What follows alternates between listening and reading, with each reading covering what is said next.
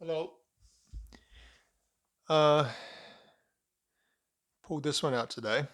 Haven't actually listened to this for a long time. Haven't probably even listened to it since I bought it. But I got this second hand for 50 cents. Pretty surprised and happy to find it when I found it. Would have been a year or two ago. I can't actually remember exactly when. Um, but this is The Good, the Bad, and the Queen. And I guess we would class them as a supergroup. Consists of Damon Albarn from Blur and Gorillaz. Simon Tong, who was in The Verve at some stage. Um, who else? Paul Simonon from The Clash on bass, and Tony Allen, who is a famous Afrobeat drummer. He was in Fela Kuti's band, and apparently he's fairly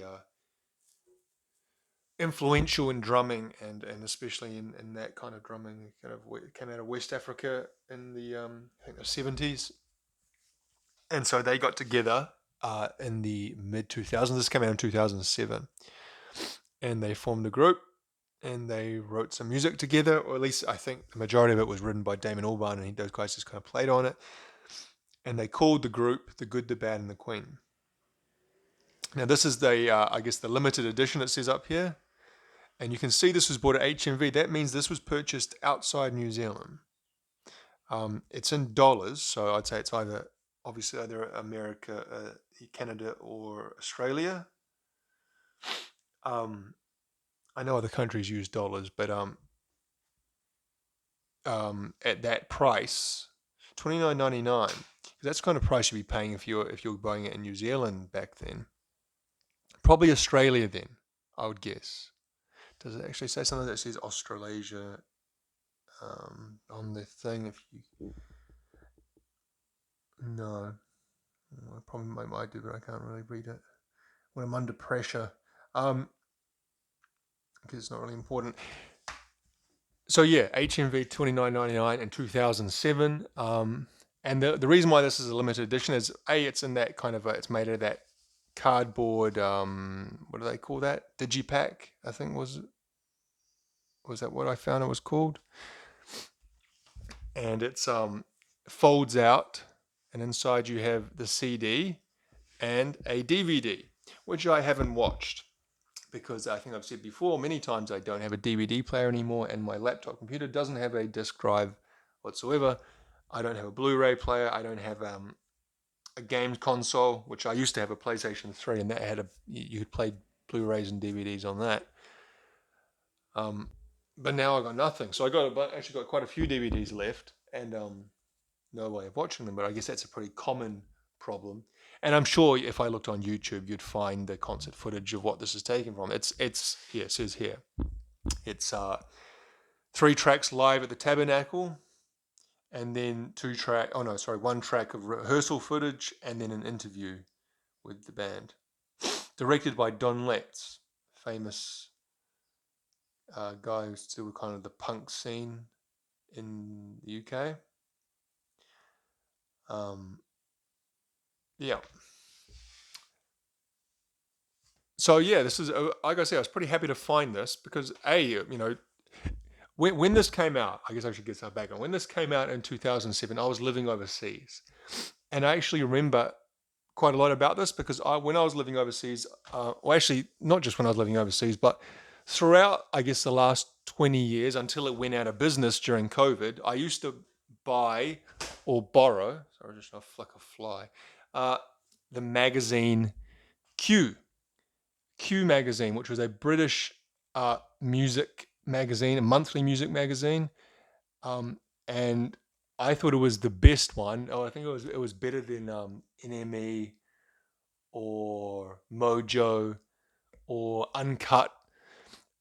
And I like Uncut and Mojo. It's just those ones I feel are kind of sometimes more not as wide in the breadth of the music they cover. Especially Uncut is very well, both of them are either classic rock or this kind of acoustic modern stuff, but they don't really go much out beyond that. Whereas Q Magazine kind of covered everything. Well, I guess it was based around rock music, but it covered everything. They went in every direction, and I remember reading they had an interview with Damon Albarn on that just as the album was coming out, and I thought it was quite an interesting interview, and it made me want to listen to it. So I think I downloaded some of the tracks, and the two songs I heard first, if we look at the track listing on the back, there's 12 songs on the album. The first song I heard was Herculean, which I really, really liked, and I still like to this day.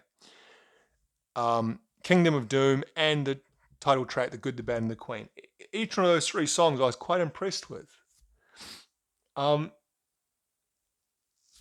They sounded like Blur, but lots of the kind of silliness stripped out. So I think I've done a couple of videos talking about Blur albums. I think I did Country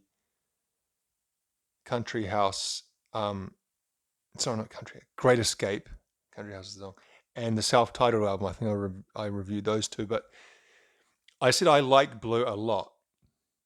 In some ways, they're kind of one of my favorite bands of that era, and certainly of the Britpop era. They were my favorite band. But the thing that always turned me off about them is the silliness or the campness or the kind of I don't know, the Benny Hill of it all. They kind of have this element to them that it seems very British. And it seems like if you're not British, you don't maybe fully get the cultural references or even the humor they're trying to get. But I just found it kind of silly, I guess, is what I'm trying to say.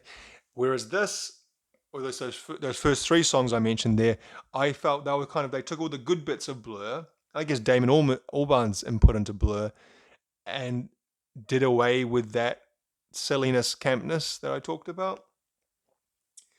But then in listening to the whole album, as I heard songs over the years and then buying it and hearing the whole album, I think it's good. It certainly isn't great. It's kind of like a 3-star album for me, this one. History Song, I like that. 80s Life, yeah. Northern Whale, I remember downloading that song and not liking that. Kingdom of Doom, I say I liked it. Herculean, I really like. Behind the Sun's okay. The Bunting song's okay. Nature Springs, it's a nice song. Soldier's Tale, okay. 3 Changes. Greenfields I liked. I think Greenfields was also a single. And I like The Good, the Bad, and the Queen. What I say is that it sounds different. If you wanted to kind of compare it to something, it would be kind of hard to compare it to something because it kind of has a unique sound, but it does get a bit boring at times. Those songs I was like a bit like, That was because not because they were bad songs necessarily, it's just that I felt they were boring songs and didn't really go anywhere. Excuse me. And again, talking about Blur, it's kind of hard doing a talk about a Damon Albarn project without referring back to Blur. But the thing over the years I've realized that I really love about Blur is maybe Graham Coxon's guitar and his input into the songwriting. And obviously he's not on this project, and so that's maybe why I felt it was a bit boring. And he's got a I don't know, he's got an ear for a hook. And I don't even know who wrote what in Blur, so maybe I'm just going off what I hear on the album. But yeah. As for Gorillaz, because that's the other big Damon Albarn project, I never got them. When I say got them, that just means I didn't like them. I heard the music, I've heard it.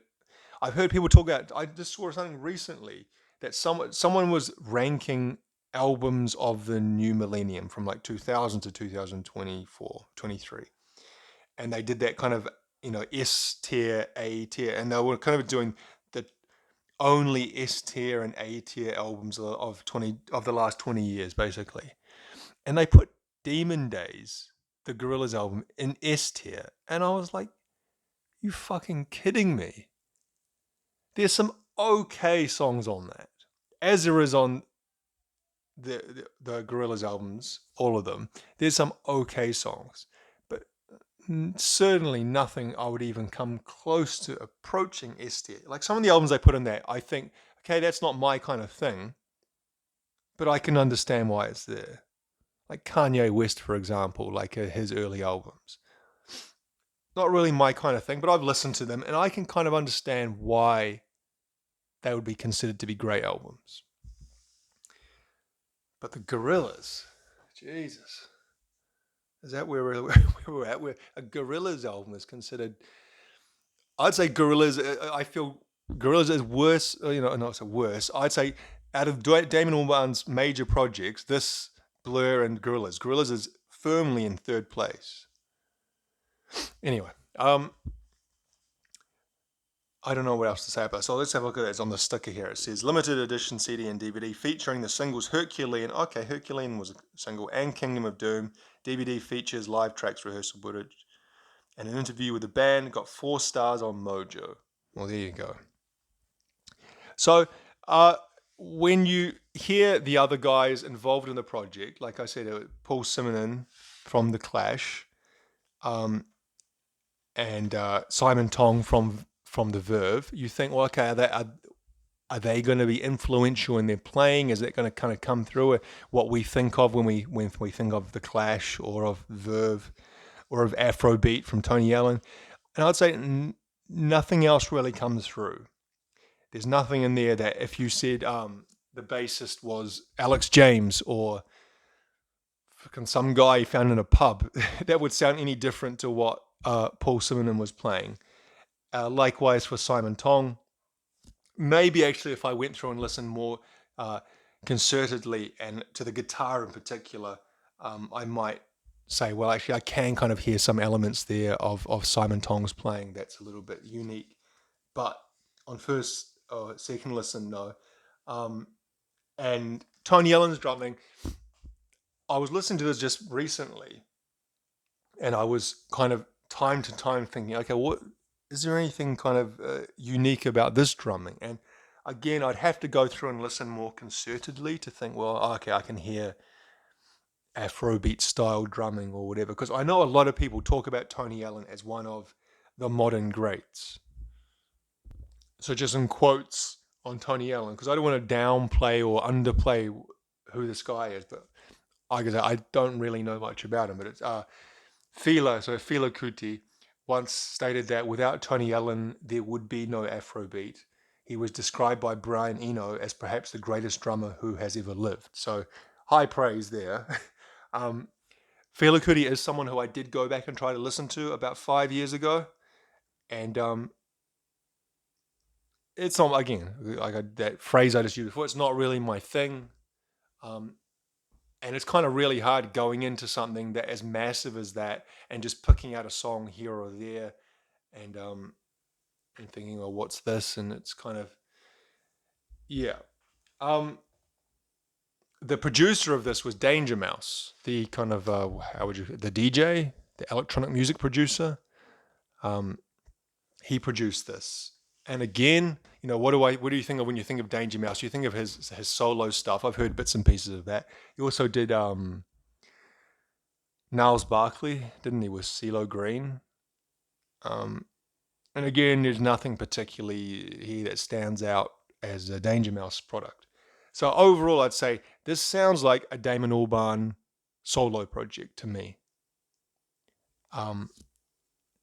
And I don't mean that in a bad way or a way, but that's just what it sounds like. And I guess, his vocals dominate it, so that's always going to be something that's going to kind of overshadow other things. But there's nothing else in it going on really to a degree that you think, well, I can really hear the merging of different styles or whatever. So yeah, but nonetheless, like I said, 3 out of 3 star. I'm not saying it's a bad album at all. I think it's got some really good songs on it, but it's maybe what's the opposite of when you say that the parts of something make up a greater whole, or well, maybe this is the opposite. The whole, if you separate the parts by themselves are far greater, as opposed to putting them together, as is often the case with supergroups. How often do supergroups actually live up to expectations? Very, very rarely. I remember when Audio Slave were being talked about before we actually heard anything from them. And you think, well, Chris Cornell and the guys from Rage Against the Machine this is going to be the greatest thing that's ever happened. And then you listen to it and you think, oh, it's good. It's not great. So yeah. But yeah, I was very happy to find this. It's in pretty good condition. We've talked before about these kind of cardboard digipack things where they're very, very difficult to keep them in excellent condition because they just sit on the shelf and they rub against other things. They rub against the surface and they get these kind of like dog ears around the sides. It's basically impossible to avoid. And it's not like records where you have the kind of plastic baggie to put over the whole gatefold, whatever the hell you call covering the vinyl. It's just the cardboard disc. And so unless you're just going to keep this sealed or never touch it, it's inevitable that it's going to get these kind of minor damages on it. And this is a second-hand one. And it's been brought in from another country, apparently. Someone bought it overseas and then they moved back to New Zealand and brought it with them and got rid of it. Anyway, so yeah, that's my let's say worthless input on the album The Good, the Bad and the Queen by the band The Good, the Bad and the Queen, coming towards the end of 2023, 29th of December. Thank you for watching.